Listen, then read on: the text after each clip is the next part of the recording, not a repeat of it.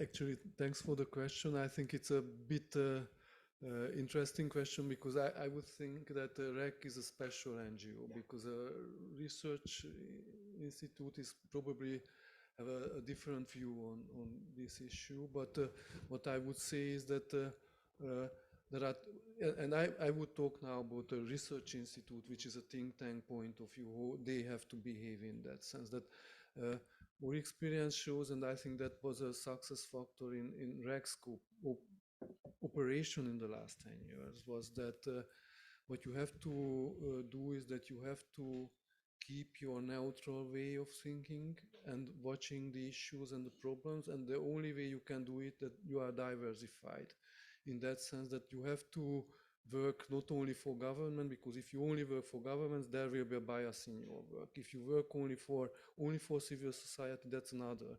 So in that sense, we do diversification by group of experts as well, and by region as well, because REC works for national, for regional, and for European topics as well. And that's the way you would learn how the issues are seen in other experts, in other countries, in other topics as well. And that's a very important thing, I think. That's one factor. And the other factor I would say is that we learned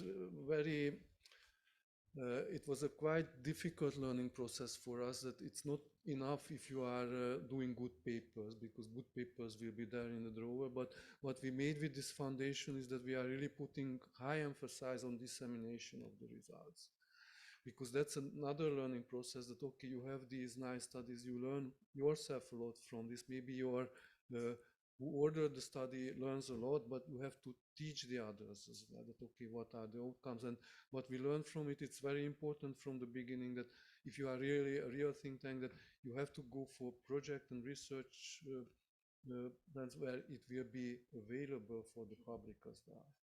So that's, and why it is important? It's important because then you will have to think that, okay, it's not only presented for a ministry or for a company, but you have to present it a way that there is a general understanding of the issue and the problem. And it's a language learning as well, because then when you write the executive summary or a summary of it, you have to write it in a way that for the general public it will be available. I think these are two important issues which you have to always have in mind. And for the NGOs, I think for most of us, we have to learn it and we have to do it.